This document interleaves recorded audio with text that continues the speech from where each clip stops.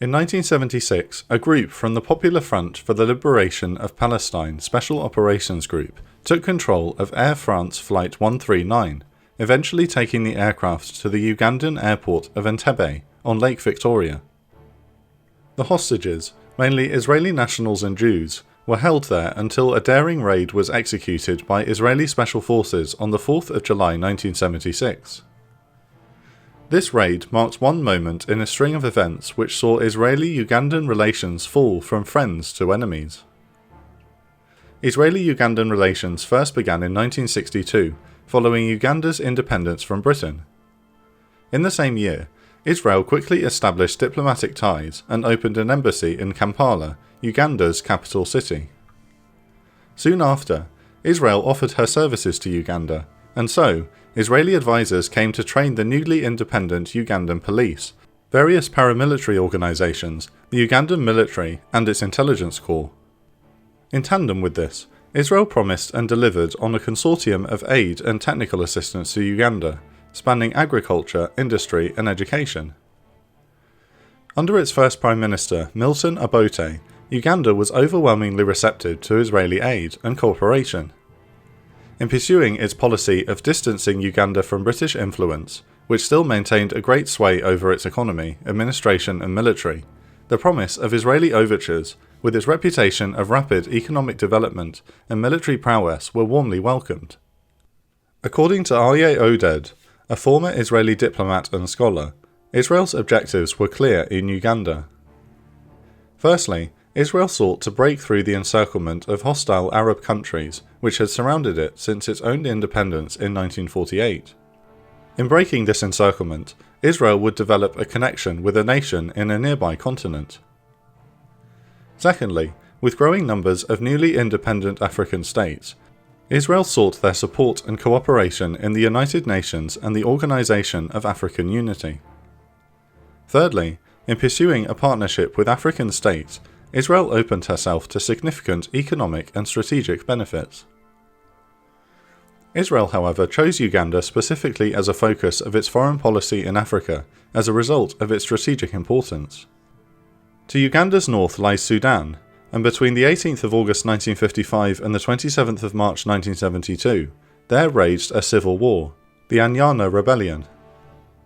Sudan had historically, as an Arab state, aligned itself against Israel, and supported other Arab states in their wars against Israel, such as Egypt, Jordan, and Syria. Israel took note that Sudan's north, largely Muslim Arab, was in conflict with its Christian animist south. They further noticed that Uganda, a largely Christian state, sympathized with the South Sudanese, yet both lacked sufficient capabilities to fight a prolonged conflict with North Sudan. Here, Israel stepped in with the hopes of giving the South Sudanese and the Ugandans sufficient military contributions to fight a prolonged and costly conflict for the North Sudanese. Israel's motive for this was that with an intense and prolonged conflict in Sudan, the members of the Arab world, namely Libya and Egypt, would have to dedicate further material assistance and, potentially, personnel contributions, meaning less was available to be deployed against Israel herself. A wise offensive realism approach. Uganda also held a special place in the eyes of Israel, following the Uganda Scheme, presented in 1903, which would have seen a Jewish homeland formed in a 5,000 square mile portion of British East Africa. And yet, despite government support, the offer was withdrawn following the 6th Zionist Congress, which failed to accept the offer. Throughout the 1960s, Israel's Foreign Ministry's Department of International Cooperation sent experts in agriculture, irrigation, infrastructure and medicine to Uganda, with various other Israeli government departments following suit. With this, various Israeli companies undertook a series of projects across Uganda, constructing public works, agricultural stations, and key infrastructure. One of the largest of these projects is the Kabale-Ntungamo Road, stretching some 258 miles from Kampala to Kabale. Other projects include a key pesticide factory and an airport in Arua, as well as the upkeep and maintenance of Entebbe International Airport. By 1965, Israel was supplying and equipping the Ugandan army with small arms and artillery pieces. In the years to come, Israel would be central to the establishment of the Ugandan Air Force, providing necessary facilities, training its pilots and equipping it with Piper Super Cubs and Piaggio aircraft. Following raids by Zaire on western Uganda, Israel sold Uganda 6 Fuga Magistras and 3 DC-3 transports, and established training schools for pilots, paratroopers and artillery officers. By 1967, Israel maintained over 50 training personnel in Uganda, whereas the Soviet Union maintained 25. Israel's growing presence in Uganda was successful in distracting the Arab world, with countless Arab media outlets reporting of a secret Israeli army being prepared in Uganda. More Arab resources were dedicated to quashing the Sudanese civil war. Following the 1967 Six-Day War, Israeli-Ugandan relations soured, and so Prime Minister Obote shifted his diplomatic support away from Israel in the United Nations, warming towards the Arab world in the face of a preemptive attack. The turning point in Israeli-Ugandan relations came in 1971, when Prime Minister Obote was ousted by a military coup on the 25th of January, led by General Idi Amin. Idi Amin had been a soldier since 1946, commissioned in 1961, and rose through the Ugandan military, seeing service as Obote's right-hand man. The coup, which lasted no longer than a day, saw Idi Amin installed as Uganda's premier. Israel's relationship with Uganda could be considered in 3 distinct phases. The first phase is aptly labelled as the honeymoon. Between January and February 1971, Israel had increased its military, economic and technical cooperation with Uganda. Military advisors rise from 50 to 70, and Idi Amin personally commends Israel's partnership. Israel's influence on the Ugandan military was now at its peak, and the two nations went on to agree on a £1 million deal, which would see the transfer of even more military equipment. Israel also promised to construct a new airport in Uganda's north. However, this wouldn't last. From March 1971 until February 1972, relations would sour. The first sign of worsening relations and cooperation in part stems from a host of requests from Idi Amin to Israel, which are soundly rejected. Idi Amin requests that Israel recognise not only the nation of Uganda, but his regime. In response, Israel soundly refuses. Soon after, Idi Amin seeks the sale of Phantom jets from Israel, as well as a £10 million loan, which are again refused. Following this, Idi Amin requests Israeli aid in quelling internal and external struggles facing his premiership, including debt cancellations and the easing on repayments of other debts. Again, all are promptly refused.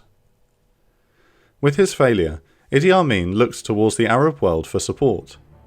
Through his education minister, Idi Amin sought to garner favour with Egyptian President Anwar Sadat.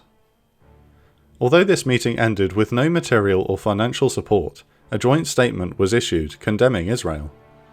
Idi Amin now looks to Libyan President Muammar Gaddafi.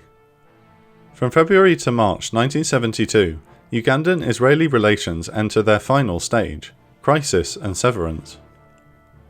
With Muammar Gaddafi promising economic and military aid, Idi Amin promises that in return he will expel Israeli citizens from Uganda and sever ties.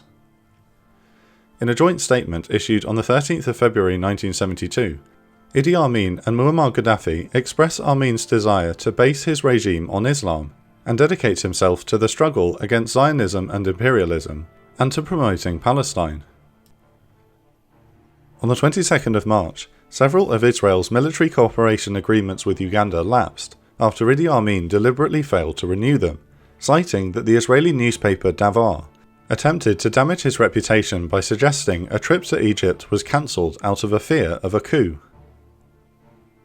On the same day, Idi Amin ordered Israel to withdraw its intelligence personnel, and on the following day ordered its advisors to follow suit. Israel obliged. Several days later, on the 27th of March, Uganda cancelled all military equipment orders with Israel, and Idi Amin demanded that all Israeli nationals leave Uganda. 3 days later, Amin shuts down the Israeli embassy and officially severs diplomatic ties with Israel. He attempts to justify his actions by claiming that Israel was preparing a secret army of 700 men to overthrow him. This was proven to be false. From the 30th of March to the 8th of April, the remaining 470 Israeli nationals left Uganda. With this, Idi Amin made further steps to foster a lasting and important relationship with the Arab world. And so, with moves made towards Libya and Saudi Arabia, he received significant economic and material aid. In return for this, he solidified himself as a staunchly anti-Israeli and anti-Semitic politician on the domestic and international platforms. In a now famous BBC interview, Idi Amin bolstered the Jewish-controlled world conspiracy. In September 1972, in a telegram to the United Nations Secretary-General Kurt Waldheim, Idi Amin applauded the massacre of the Israeli Olympic team in Munich, claiming that Germany was the most appropriate country for such an action. His telegram received worldwide condemnation. Both the United States and the United Kingdom denounced him, while German Chancellor Willy Brandt claims that the telegram is a sign of mental derangement. In the same month, Idi Amin declared the Abba Yudaya, Uganda's native Jewish community, to be illegal. Soon after, he promoted the representative of the Palestinian Liberation Organization to ambassador, granting the PLO extensive training facilities across Uganda for application against Israel.